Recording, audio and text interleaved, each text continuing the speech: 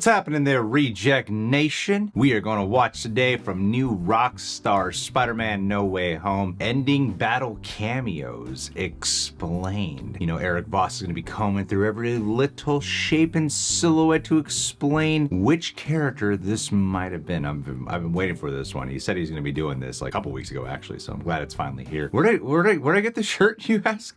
Oh my god, you love this shirt so much? It's from Epic Hero Shop. That's right, that is from new Rockstars themselves. They did not send it to me. I bought it with my own money. That's right, paid top dollar for it. I think it's limited time, so if you guys want to get one yourselves, go over to there today. Appreciate everything you guys put together. Let's see what's in store. Welcome back to New Rockstars. I'm Eric Voss, and Spider-Man No Way Home burst the Marvel multiverse wide open, but you know what? Not wide enough. Because despite Green Goblin blowing up that machina dicadama to crack purple reality rifts in the sky, nearly inviting hundreds of awesome multi-dimensional cameos into the MCU, Doctor Strange and Peter Parker just had to slam the door in all of their faces. Don't they know that we have an open door policy in this House of M? At least to everyone not named Ralph Boner, because we already have one. I have seen No Way Home 5 times in IMAX, and still, trying to make every single one of those glowing silhouettes is tough. Who's that Pokemon? Shocker! It's Pikachu! However, I could actually make out quite a few of these. Several more than I initially spotted in my big ol' Easter egg breakdown. Wait a minute. 10 million views! Holy shit! Thanks, everybody! Well done. Let's break down the new cameos I found and what that tells us about the plans to introduce these characters in future films. The most prominent among all of these is a figure holding a spear with thick shoulders. This is Kraven the Hunter, the Spider-Man villain that the No Way Home screenwriters actually initially cited as a villain of interest for this third film when they were writing it, but in the months since, cast by Sony as MCU Pietro Maximoff actor Aaron Taylor Johnson for an upcoming solo film. Most likely going to be based on the amazing Kraven's Last Hunt comic. I think we can expect Kraven to take place in that Sony villain-dominated side universe of Venom and Morbius. Morbius, a movie that was just delayed from January to April, perhaps to give them time to include a cameo by Andrew Garfield Spider-Man, since that Morbius trailer did show the Garfield continuity Oscorp Tower and graffiti of Spider-Man as a murderer, and Andrew Garfield Peter mentioned falling into a violent streak. Exactly. And again, Morbius will also feature the MCU, Michael Keaton, Vulture. I don't know, maybe that was a sloppy spill from this reality into that one when all those rifts were happening, or maybe just another confusing example of some variants looking like the same actors across different realities, as we saw with J.K. Simmons, J. Jonah Jameson. Yeah, I definitely think that's just a variant. It just seems like so likely that this would be in the Andrew Garfield universe. Even in the Andrew Garfield universe, I think it's Spider-Man 1 or 2, one of those, where you do see like a file name list of Venom and Morbius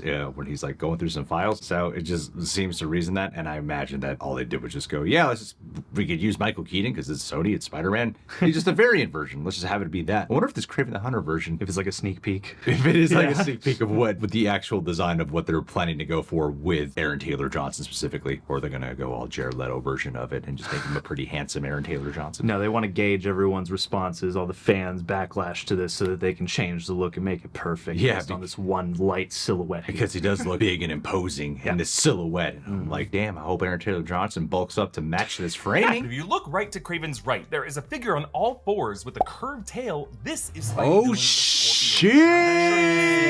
Scorpion played by Michael Mando. I think I might have thought that was Vulture at the time. I presume would have a more tech-heavy mechanized suit the way Michael Keaton's Vulture did in that movie. Yeah, I mean, I remember in the toy leaks, they have one of Scorpion, and I've been waiting for Michael Mando to come back. I feel like they just stopped giving a shit when Scorpion is one of his greatest rogue gallery villains. Come on, bring him back. Michael Mando's an amazing actor. Watch Better Call Saul and you'll know exactly why you want him in here. This looks more like the comic-accurate Scorpion, who often goes on all fours. To Scorpion's right is a more slender figure that actually matches the shape of Black Cat. Oh shit! Another title Sony has had Damn, for quite some time. Damn, we I'm trying to saw make that Felicia happen. played by Felicity Jones in the 2014 Andrew Garfield Amazing Spider-Man 2. But if you go back over to the left of Kraven is a smaller figure with 4 extended arms coming out from the back, who aggressively jerks its head to the side. On first glance, this kind of looks like Carnage, who does extend tentacles from his symbiote anatomy, but it also kind of looks a bit like the Spider-Man doppelganger form created during the Infinity Gauntlet Gauntlet storyline, who goes on to join Carnage and Yeah. Shriek and Maximum Carnage. But ultimately, I think this is most likely the superior Spider-Man incarnation, in which Otto Octavius swaps his consciousness into Spider-Man's body and operates a suit with Iron Spider-esque arms. It's actually a pretty great storyline that takes place in the 616 continuity. That'd be crazy if they decided to include that version. Now that we've been getting like multiverse Spider-Man in a movie of our heroes, it's only a matter of time before we start really seeing like villainous takes of Spider-Man. Oh, I'm so excited. That would be like I'm not talking Venom and Carnage. I'm talking like actual like this is a Spider-Man, but a villainous take on it. Yeah. How cool would that be, man? Oh, my Man Spider movie can finally happen. But the second shot of the Rift shows a silhouette that you probably caught, a bulky figure turning a head with a prominent horn. This is, of course, Rhino, and actually maybe a more comic-accurate version of the character than the Paul Giamatti, Alexei Sistovich that Andrew Garfield Peter mentioned fighting back in that 2014 film. But then to the right of the Rhino is a harder to pin down, slender figure. This person has a rounded head that many have described as Mysterio's fishbowl helmet. But seeing still images doesn't really do these justice. You really have to see them in motion, and to me, it's really the way this figure steps so timidly toward the Rift with some adolescent awkwardness. Really, I think this is either Gwen Stacy, Spider-Gwen, Oh shit. Morales. Both of them have slender builds and rounded heads shaped by Okay. their masks. Considering the other silhouettes placed prominently toward the front are all big names that Sony has in active development, I think Electro and Andrew Garfield Peter's discussion about a black Spider-Man somewhere out there points to this being a Miles Morales from another universe. Let's see if Across the Spider-Verse acknowledges any of this. I'm waiting for that moment. I mean, they've got the, universe hopper thing, and it's got like, I can't fathom many reasons not to bleed it into this world. This could be a live-action universe where Miles is already Spider-Man. Or it could just be the same Miles from Spider-Man Into the Spider-Verse. Am I right? Am I right? Am I right? There are some other silhouettes in the periphery that are a lot harder to define, and we Jesus probably won't Christ. know for sure until No Way Home comes out on 4K, but you can begin to discern some shapes. For example, in the shot of the Rhino to the left, there is a character walking leftward across the frame who has a shape protruding from his head, looking a bit like Loki's curved horn headpiece. Sure, while Loki is an MCU property, not a Sony one, this whole sequence was brought about by Doctor Strange's multiverse magic, and I would not be surprised if the movie's artists mixed some MCU characters along with their Sony ones. And that Loki series introduced us to countless Loki variants, at least one of whom must have known that Peter Parker is Spider-Man. And that walking figure passes another character that strikes a familiar pose while aiming a weapon. Almost looks like a bow and arrow. We could be looking at a variant of Hawkeye, or Kate Bishop, or Taskmaster, or Bullseye. But I don't know, striking that pose, it also almost looks like an Iron Man variant extending his repulsor arm. The shape I was most interested to spot is visible only when the Peters first look up at that Kraven Rift. The brightest figure on the far left of that lineup, which looks like a slender, seated figure with a number Madam of Web. arms twisting out from its center and an interesting hairdo coming out from the top of it. Nice. This could be Madam Yeah, Web, Madam Cassandra Web, Webb, yeah. a psychic mutant who sits at the center of the web of life and destiny that bridges all the Spider-Verses together. As we expand further and further into a live-action Spider-Verse, Madam Web would be the figure you would see peering out from an interdimensional rift like this. And they did talk about how they have a Madam Web movie in development, like ages ago when we were getting more announcements about like Spider-Man. Like it feels like any idea that they toss out in a writer's room or a board meeting and just somehow leaks.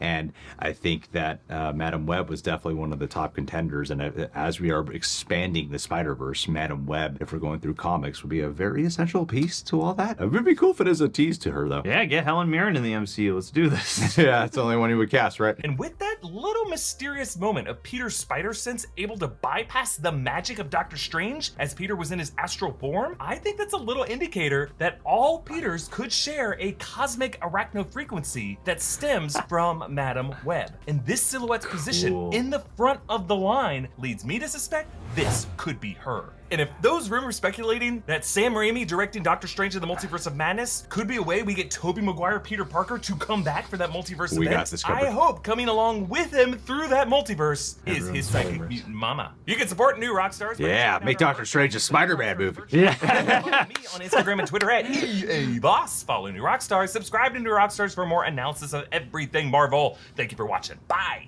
Sweet digs. Dude. That was a great video. That was fantastic. Absolutely. That was really exciting. And it's That to was really imagine, exciting. to imagine Eric just in an IMAX theater going, wait, okay, that's the best I can do in the moment. Sure, none of that was Cam. None of it Sure, was sure did looked up none of this in at a all. dubious fashion. Yeah, it was none- all just none for at all. those 5. It only Not took 5 viewings. Insanely easy to get cam How footage of good anything. Eric is it? Voss is at doing things ethically. Guys, subscribe to New Rockstars if you haven't done so already. They are the bomb. Subscribe to The Real Rejects. Click that notification bell. Hey, let's do a... Everett Pixelmite Baker, you'd be perfect to be one of the cameos at the end of Spider-Man No Way Home. Your name is Pixelmite Baker. What you would be is the pixels in there would be you, but you'd be shaped like Dylan Baker, the lizard from Spider-Man Sam Raimi universe.